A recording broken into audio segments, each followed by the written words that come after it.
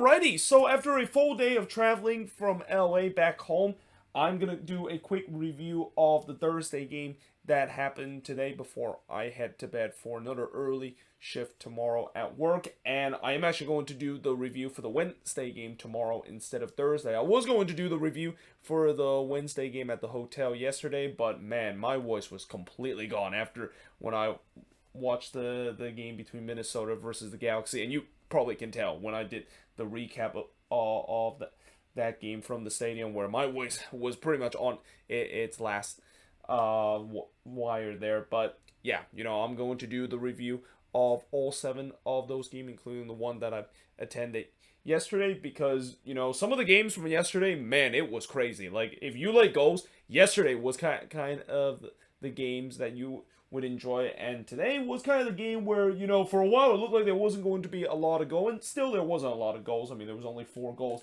that was scored between these two games, but it looked like there was only going to be 1 goal that was scored, because this game looked like it was going to be an absolute snooze fest, and then it wasn't. But let us actually get to the first game, which is Charlotte FC versus Austin FC, and I'm wearing the Verde, which means that Austin, of course, got the win. And what's kind of interesting about this game between two of the teams that are the most recent team that came into the league is that 2 seconds into this game, Felipe Martins basically fouled Ortiz of what might be the fastest first foul in soccer history. I mean, not even in MLS history, but I don't think I've ever seen a game where 2 seconds in, there was a foul that has happened. Now, obviously, there was definitely some pushing and shoving after that foul was committed, because I mean, when you foul someone just 2 seconds into the game, that is just completely unheard of and kind of no need. But yeah, I mean, it's kind of odd the fact that this is the first time that both of these teams met against each other,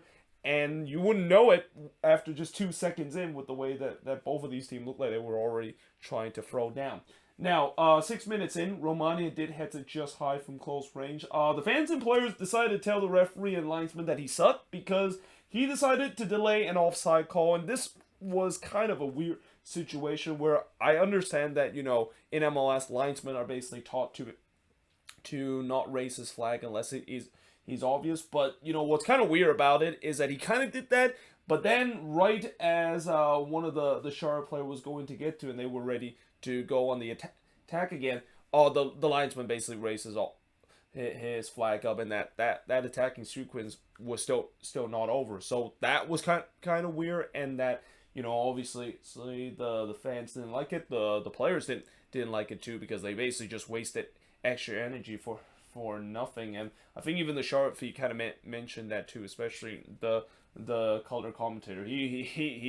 He was definitely not happy about that, and it's not the first time I've seen a lot of commentators, especially color commentator in the league, whenever that happens, that kind of frustrate them. But there was no doubt that I thought Austin was kind of on the front foot early in this game. Jerussi did put it straight to Kalina before Carrillo missed a free header in the box. Like, he had a big opportunity to basically hit that one in, and I'm not sure that he kind of misjumped that, because that kind of went right to him, and he just missed that free header in the box. But there was no doubt that Charlotte was starting to grow into this game. It was a bit of a slow start from the Crown in this game, but the problem for them, at least in the early part, is that they weren't being very clean in the final third. Like, they weren't being clinical in the final third, and I thought, that was a big question of, can they be a little bit more cleaner in the final third to create more big opportunity to trouble this Austin back line, because we know that this Austin back line is not a very good back line, and that for sure they probably know it, and they want to try to be a little bit better in the final third to really trouble this Verde back line. Świderski then blasted high from the free kick. By the way, Karol Świderski now 9 games without a goal, and yeah, it's safe to say that after all that hype that he had back, I think in April when he was scoring for fun, and that there was even one week where he became the player of the week, he has officially hit a dry spell. And when you're a striker and you hit a drought like that, it is always very tough to try to get out of. And now, for Świderski, that he's tried to get out of that funk, and in some way Charlotte need him to get out of the funk, because he's the go-to number 9, and when you have a go-to number 9 is not scoring, more times than not we've seen teams have struggled to score goals, and that's kind of what's been the case for Charlotte so far this season. Now, there was a shout for a handball for Charlotte as they felt like Owen Wolf handballed that one in the box, and they had a case for it because it definitely looked like when Wolf basically dived toward it, it kind of looked like he handled that one, and they did kind of, well, the referee didn't check it, but they did kind of have a look to see whether if that is the case, and in the end that wasn't the case. I mean, even if it was the case, maybe that one would have been a penalty because it looked like that was actually outside the box, but besides being in the box. But either way, no handball was being called after the check was made. And then Walks puts one just over the bar on the doorstep of halftime for Charlotte, and we head to halftime scoreless between both of these two of the most recent teams to be entered into MLS. Now, in the second half, Gallagher did blast one wide from long range in the 50th minute. Then there was a chaos in the Austin box as Ortiz actually struck the post as he's trying to chip the keeper there. And then there was multiple chances for Charlotte as the ball was recycled in the box. And one of those chances was from Yosviak, who I think he was trying to put it back into the box, but Romano was basically taking no chances. He had to clear that one off the line. And yeah, Charlotte came very close in terms of getting the opening goal, but eventually the opening goal did score, and unfortunately for Charlotte fans, it's not for their team because in the 62nd minute, Austin would take the 1-0 lead courtesy of an absolute golazo from Pereira scoring from Lima there. I mean, Danny Pereira literally just came off the bench, and the first touch he had, he puts an absolute banger from 20 yards out. And, I don't know if these midweek games are going to be goal of the week contention, because as we head into the weekend game and the 4th of July game, I'm pretty sure there's going to be some amazing goal score here, but that's definitely one that I think could be in goal of the week contention because that was hit in a perfect spot. It struck off the post and in there. And yeah, that gives Austin a 1-0 lead. Charlotte did try to answer as Shiki strikes one straight to Stuvert as they were actually pressing for the equalizer, and Austin was kind of being very defensive in the latter part of the game, which, I've said before, when teams decide to be very defensive in the last 20 minutes, even if you're on the road, it doesn't always bode well, and especially with the way we know that this Austin defense is not very, very good. Bronico then had a curling shot that goes straight to Stuvert before right at the end of the game where Charlotte was basically throwing the kitchen sink. Affle blast one just wide from close range there in the first minute of stoppage time, and again, despite onslaughting pressure from Charlotte, Austin was able to hold on to get the 1-0 win in this game. And the shots of this one, 5 shots committed, 9 that Charlotte had. Both teams had 2 shots on goal, 4 shots off target for the 2 that Austin has, 3 shots that was blocked for the 1 that Austin has. And possession-wise, 63% possession compared to 37% possession that Austin has in this game. And with this win, Austin have now got themselves back into second position, and that I think it's safe to say that doing this tough stretch that they've been in. I mean, I know they still haven't really had a good record throughout this tough 10 game stretch, but Austin is hanging in there, and that they are continuing to prove people that that early start of the season where they were doing well despite playing against teams that are relatively weak, and it was a cakewalk schedule. They're proving that just because we had a cakewalk schedule, and when we go through this tough stretch, we're still emerging in second place in the standings. And I think if they continue to get these wins, especially on the road, because this is, I think, the second straight road win for Austin FC after we talked about coming into the season. This was one of the big issues for this team in their expansion season, only getting 1 win on the road, and they had a long stretch before they finally snap out of getting their first road win all the way back to their first ever win in franchise history against the Colorado Rapids. But yeah, when you can win on the road and you can also get points at home and be strong at home, this is an Austin team that I think we may start to really need to reelevate, that they're not pretender anymore, and that they could actually be a contender in the Western Conference.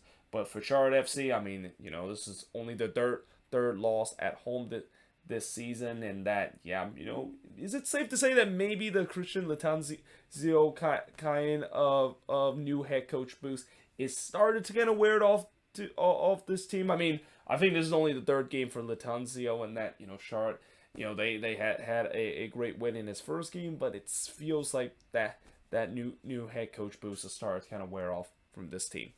But now moving on, in terms of the next match, is the Red Bulls versus Atlanta United. And I'm not going to lie, like I said in the beginning of the video, I thought this game was going to end 0-0. And for the first 73 minutes, boy, it was a snooze fest in this game. But that's the beauty of soccer, and that's the beauty of MLS, where even in the most boring game, you know there's going to be chaos that can happen. And the last 17 minutes of this game, boy, we definitely had some chaos, and that it feels like this game went from basically heading to first gear all the way up to fifth and sixth gears, and we started to see kind of some peak MLS kind of moment, or even MLS After Dark kind of moment late in this game. Now, early on, as mentioned, with the way that for the first 70 so minutes there was not much that was happening, well, that was the case for the first 13 minutes. I mean, most of the possession was from Atlanta United. Again, not surprised, because, you know, Atlanta likes to dominate possession. The Red Bulls don't, so it's obvious that Atlanta is going to have a lot of possession early on. Though Cáceres did have the first opportunity of the game, and really the first chance for the Red Bulls too, but he skies that way wide from long range. The Red Bulls feed then mentioned that Atlanta has never won at Red Bull Arena and has yet to score at Red Bull Arena too. Now, I know Red Bull Arena has been a house of horror for Atlanta United, but it's kind of surprising the fact that, I kind of had a feeling that they never won, but the fact that they've never scored at Red Bull Arena, that was a big shock, because I swear I thought that they at least scored one goal at Red Bull Arena, though obviously when you look at the final scoreline, that of course finally came to an end.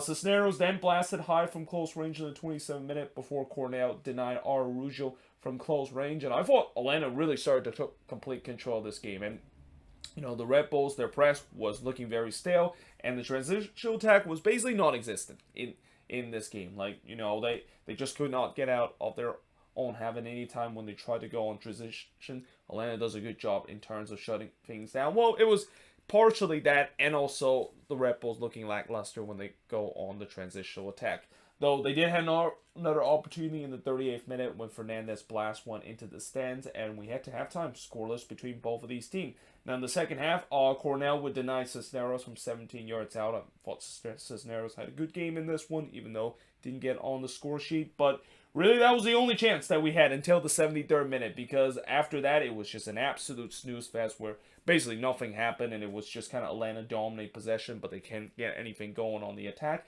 And the Red Bulls continue to struggle in terms of trying to get on the counter and maybe cause some chaos on the other end. Tokens then hits one into the side netting in the 73rd minute, but then in the 75th minute, Atlanta takes the lead. And who else? It's Joseph Martinez that give Atlanta a 1-0 lead. That's the first goal that Atlanta United has scored at Red Bull Arena against the New York Red Bulls. Though this one is maybe a controversial one, because on the replay, it looked like Emerson Hyman handballed it. Now, it did kind of pinball a little bit, and it kind of pinball one of the Red Bulls player, but it doesn't really matter when the ball was pinball or not. The way that Hyman kind of handballed that one and his arm is kind of outstretched, I was very surprised that you know, they did kind of look at it during the VAR check, but as the Red Bull feeds basically says, and as Steve Nilsey's basically said, you know, the check was very quick, and I thought, well, that feels a little bit quick with the way how that looked maybe a little bit obvious of being a handball, but either way, Atlanta wouldn't care. They were up 1-0 in this game. But that lead wouldn't last long, because after Luquinhas tried to do his trademark long-range shot that missed wide, he would earn a penalty for the Red Bulls, though this was more on Caleb Wiley, where, yeah, this was not a great moment for the 17-year-old. And up to that point, I thought Caleb Wiley actually had a good game, but he made a bad mistake here, bringing down Luquinhas in the box, which Morgan was able to put away the penalty to tie the game up at 1 apiece. Morgan then tried to score a second goal and turn this game on its head, but he missed wide from a tight angle. But you just kind of sense the momentum was with the Red Bulls, and it feels like they were trying to get all 3 points, while Atlanta was trying to get out of Red Bull Arena with a point. But that was not going to happen, because 4 minutes later, or 6 minutes after the Red Bulls equalized, they would take the lead. And how about this kid, Serge Ngoma, who just came on a couple of minutes, and I'm not sure this is his first MLS start. I mean, I don't think I've ever seen him come off the bench for the Red Bulls. But if this is his first ever start, what a dream debut for the 16-year-old, scoring his first career MLS goal to give the Red Bulls a 2-1 lead. Though he would definitely like to thank Alex DeJean there, because yeah, that was just a WTF turnover from DeJean there and the Atlanta defense. Though you still got to give credit to Ngoma. Like, when you have a 16-year-old and the game is on the line, it is very rare you see such a young player like him able to keep his composure and slots that one home, and that's exactly what he did in that one to give the Red Bulls a 2-1 lead, and certainly a goal that, you know, he will definitely remember for a long time. I mean, not just scoring your first ever MLS goal in just a tender age of 16-year-old, but do it at a time when you basically might have just gave your team all 3 points at home. But yeah, that was the final score of this game, with the Red Bulls winning 2-1 in a come behind victory. As the shots in this one, 16 shots for the 8 that Atlanta has, 3 shots on goal for the 4 that Atlanta has, 8 shots off target for the 3 that Atlanta has, 5 shots that was blocked for the 1 that Atlanta has. And possession-wise, Atlanta did have majority of the possession, 58% possession compared to 42% possession that the Red Bulls has in this game. And like I said, you know, in a game where it was relatively boring, things did kind of take a spark late in the game, and in the end, the Red Bulls were just a little bit better to get all 3 points in this one. Whereas for Atlanta United, you know, they're going to be very frustrated, and that you kind of also sense that they kind of gifted 3 points to the Red Bulls with the way that, you know, they made a silly mistake to give away the penalty in the 81st minute, and then they gave the ball away in their own half in the 89th minute to gave away 3 points in that. But, you know, that's just kind of the luck that Atlanta United has had. I mean, they have probably the worst luck this season, not just with injuries, but now with the way that they just suffer in Minnesota United kind of curse, with them giving up 2 late goals in the latter part of the game to drop all 3 points. But either way, hope you guys enjoyed this video. If you do, make sure you guys leave a like, smash the subscribe button. Let me know in the comments below, what do you think of both of these games. And like I said, tomorrow I will do the review of the 7 games that happened yesterday, and then I'll do the preview in terms of the weekend game that is going to happen as part of the 4th of July weekends that's going to be happening in MLS. And remember, you know, we're going to get a lot of games this week, and tomorrow I think is the only time we're not going to have any MLS game until we're going to have games on Saturday, Sunday, and most importantly on that 4th of July Monday in just a couple of days. But yeah, either way, hope you guys enjoyed this video. If you do, make sure you guys leave a like, smash the subscribe button, and yeah, I of course will see you guys next time.